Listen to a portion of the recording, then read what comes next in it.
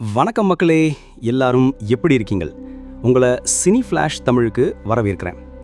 இன்றைக்கு நம்ம ரிவ்யூ பண்ண போகிற படத்தோட பேரை கேட்டாலே பாதி பேருக்கு புருவம் உயரும், மீதி பேருக்கு ஒரு மாறி குறும்பு சிரிப்பு வரும். ஆமாங்க, நாம் இன்றைக்கி போஸ்ட்மார்ட்டம் பண்ண போகிற படம் வெர்ஜின் பாய்ஸ். முதலே ஒரு முக்கியமான விஷயத்த சொல்லிடுறேன். இந்த படத்தை பற்றி இன்டர்நெட்டில் தேடும்போது ஒரே குழப்பமாக தான் இருக்குது. சில இடங்களில் இது 2025 வந்த தெலுங்கு படம்னு சொல்கிறாங்க. இயக்குனர் தயானந்த் கத்தம், நடிகர் கீதானந்த்னு ஒரு லிஸ்ட் இருக்குது. ஆனால் நான் பார்த்த ஸ்க்ரீன்ஷாட்டில் இது தமிழ் படம், இயக்குனர் ஷீதல் திவாரின்னு இருக்குது. இந்த அடிப்படை தகவல்கள்லேயே இவ்வளவு குழப்பம் இருக்கிற ஒரு படம் எப்படி இருக்கும்னு நீங்களே யோசிச்சுக்கோங்க. இந்த குழப்பமே படத்தோட தரத்துக்கான முதல் அறிகுறி. சரி, இந்த குழப்பம் மூட்டையை ஓரமாக வச்சுட்டு படத்தோட கதைன்னு சொல்லப்படுற விஷயத்துக்குள்ளே முழுசாக மூழ்கி அதில் என்ன இருக்குது என்ன இல்லைன்னு அலசி ஆராய்ஞ்சிடலாம் வாங்கும். சரி, இந்த வெர்ஜின் பாய்ஸ் படத்தோட கதை என்னன்னு ஒரு வரியில் சொல்லணும்னா, பல வருஷமாக நாம் பார்த்து புளிச்சி போன ஒரு காலேஜ் கதை. இன்னும் கொஞ்சம் விரிவாக சொல்லணும்னா, நம்ம கதையில் 3 ஹீரோக்கள், ஆர்யா, ரோனி, டுண்டி. இவங்க 3 பேரும் உயிர் நண்பர்கள். வாழ்க்கை முழுக்க பசங்க மட்டுமே படிக்கிற பள்ளிக்கூடத்தில் படித்து உலகமே தெரியாத அப்பாவிகளாக இருக்கிறாங்க. முதல் முறையாக அவங்க வாழ்க்கையில் ஒரு பெரிய மாற்றம் வருது. ஒரு செம மாடர்னான பணக்கார பசங்க படிக்கிற கோயட் காலேஜில் சேர்றாங்க. பசங்க பள்ளியிலேருந்து திடீர்னு பொண்ணுங்க இருக்கிற உலகத்துக்குள்ளே வந்தால் இப்படி இருக்கும். அவங்களுக்கு எல்லாமே புதுசாக ஆச்சரியமாக இருக்குது. அந்த சுதந்திரமான சூழல், கலர்ஃபுல்லான வாழ்க்கைன்னு அவங்க கனவுல மிதக்க ஆரம்பிக்கிறாங்க. ஆனால் எல்லா காலேஜ் கதையிலையும் ஒரு வில்லன் இருப்பானே, அதே மாதிரி இங்கேயும் ஒருத்தர் இருக்கான். அந்த காலேஜோட பணக்கார மாணவன் பேபிங்கிற பேரில் ஒரு கேங் தலைவன். அவன் நம்ம ஹீரோக்களுக்கு பல விதத்தில் தொல்லை கொடுக்குறான்.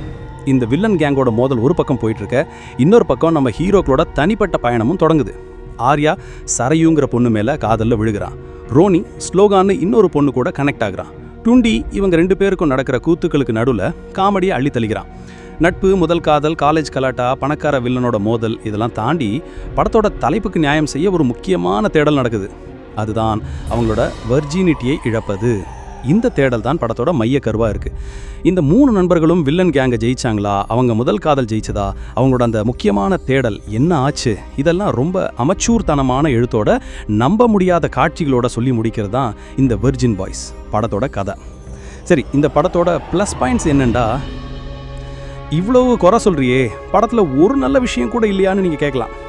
ரொம்ப ஆழமாக பூத கண்ணாடி வச்சு தேடினதில் சில விஷயங்கள் கண்ணில் பட்டுச்சு. அதை மட்டும் சொல்கிறேன்.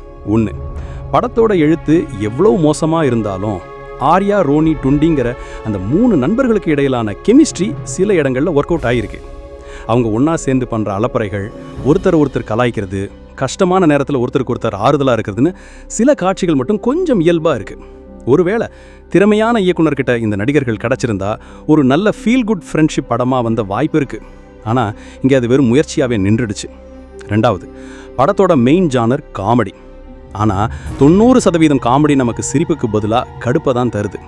இருந்தாலும் அங்கங்கே சில ஒன்லைனர்கள், சில சூழ்நிலை காமெடிகள் எதிர்பாராமல் சிரிப்பை வரவழைக்குது.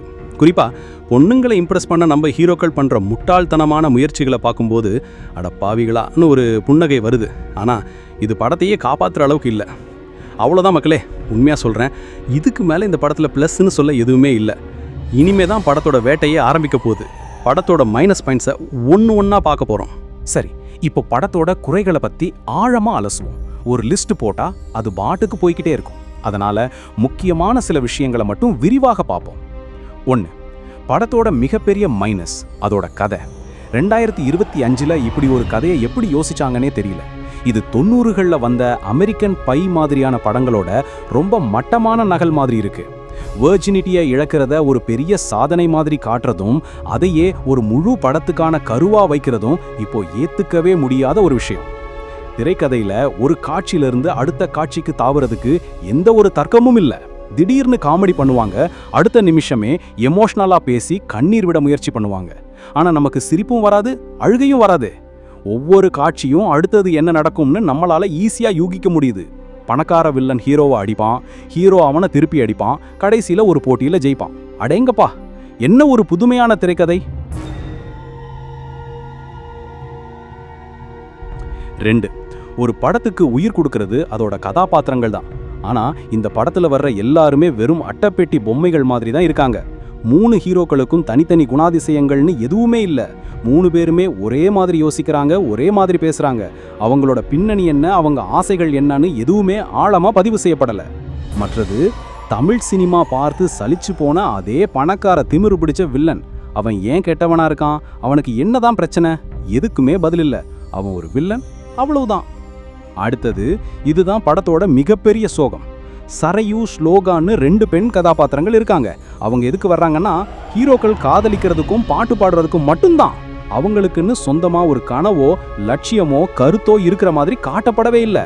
அவங்க வெறும் கதாநாயகர்களோட தேவைகளை பூர்த்தி செய்யற பொருட்களாக மட்டுமே சித்தரிக்கப்பட்டிருக்காங்க. இது ரொம்பவே கண்டிக்கத்தக்கது.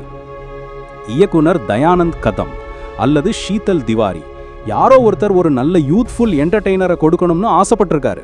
ஆனா அந்த ஆசைய திரையில கொண்டு வர்றதுக்கு தேவையான திறமை அவர்கிட்ட இல்லைங்கிறது ஒவ்வொரு காட்சியிலையும் தெரியுது. மற்றது, மச்சான் அந்த பொண்ணை பாத்தியா, நான் உன்னை சும்மா விடமாட்டேன்டா, இந்த மாதிரி தேய்ஞ்சு போன வசனங்களை தான் படம் முழுக்க கேட்டுக்கிட்டு இருக்கணும். ஒரு இடத்துல கூட வசனம் நம்ம மனசுல நிக்கல. பல காட்சிகள் ரொம்ப நாடகத்தனமா இருக்கு. காலேஜ் பசங்க பேசுற மாதிரியே இல்ல, ஏதோ ஸ்கூல் டிராமா பார்க்குற மாதிரி ஒரு ஃபீலு. காமெடி காட்சிகளை இன்னும் நல்லா எடுத்துருக்கலாம். எமோஷனல் காட்சிகள் சுத்தமா ஒட்டவே இல்லை. இதை விட படத்துல பாட்டு வருது போகுது, ஆனா ஒரு பாட்டு கூட நம்ம மனசுல நிக்கல. பின்னணி இசை பல இடங்கள்ல காது வலிக்குது. ஒரு காமெடி சீனுக்கு சீரியஸான மியூசிக் போடுறது, ஒரு சீரியஸ் சீனுக்கு சம்பந்தமே இல்லாத மியூசிக் போடுறதுன்னு ஒரே இசை இரைச்சல். மொத்தத்தில் தொழில்நுட்ப ரீதியா இந்த படம் ஒரு பெரிய தோல்வி. சரி, இந்த படம் நமக்கு என்ன சொல்ல வருது? எல்லா படமும் ஒரு செய்தியை சொல்லும். சில படங்கள் நல்ல செய்தியை சொல்லும், சில படங்கள் கெட்ட செய்தியை சொல்லும். இந்த படம் என்ன சொல்ல வருது? எண்டா ஆண்கள் வெர்ஜினா இருந்தா அது ஒரு கேவலம், அதை எவ்வளவு சீக்கிரம் இழக்கிறாங்களோ அவ்வளோ பெரிய ஆளுங்கிற ஒரு ரொம்ப தப்பான ஆபத்தான ஒரு கருத்தை இளைஞர்கள் மனசுல விதைக்க முயற்சி பண்ணது இந்த படம். பெண்களை வெறும் போக பொருளாக மட்டுமே பார்க்கறது, அவங்களோட சம்மதத்தை பத்தி கவலைப்படாம அவங்கள அடையிறத ஒரு டாஸ்கா பார்க்கறதுன்னு பல பிற்போக்கத்தனமான விஷயங்கள் படத்துல நிறைஞ்சிருக்கு. ஒரு நல்ல காலேஜ் படங்கிறது நட்பை, காதலை, வாழ்க்கையின் தேடல்களை அழகா பதிவு செய்யணும். பிரேமம், ஹிருதயம், கிரிக் பார்ட்டி போன்ற படங்கள் அதை எவ்வளோ அழகா செஞ்சது. ஆனா இந்த வெர்ஜின் பாய்ஸ் அந்த ஜான்ருக்கே ஒரு பெரிய அவமானத்தை செஞ்சிருக்கு. சோ இந்த வெர்ஜின் பாய்ஸ் படத்தை பார்க்கலாமா வேண்டாமா?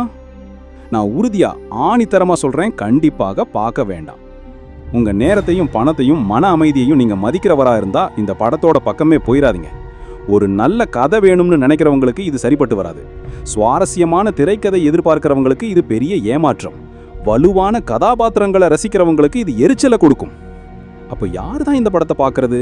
ஒருவேளை ஒரு படம் எவ்வளோ மோசமாக எடுக்க முடியும்னு தெரிஞ்சுக்க சினிமா மாணவர்களோ, இல்லை உலகத்தில் இருக்கிற எல்லா படத்தையும் பார்த்து முடிச்சுட்டு வேற வழியே இல்லாமல் எதையாவது பார்க்கணும்னு நினைக்கிற சினிமா ரசிகர்கள் வேணால் முயற்சி பண்ணி பார்க்கலாம்.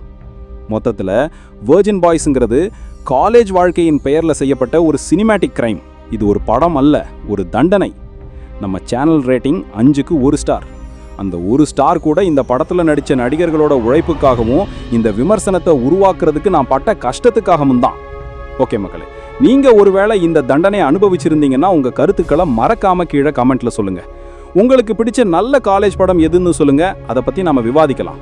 இந்த விரிவான விமர்சனம் உங்களுக்கு பிடிச்சிருந்தா ஒரு லைக் பண்ணுங்கள். உங்கள் நண்பர்களுக்கு ஷேர் பண்ணி அவங்களையும் காப்பாற்றுங்க. மறக்காமல் நம்ம சேனலுக்கு சப்ஸ்கிரைப் பண்ணுங்கள். அடுத்த வீடியோவில் ஒரு நல்ல படத்தோட விமர்சனத்தோட உங்களை சந்திக்கிறேன். நன்றி மக்களே.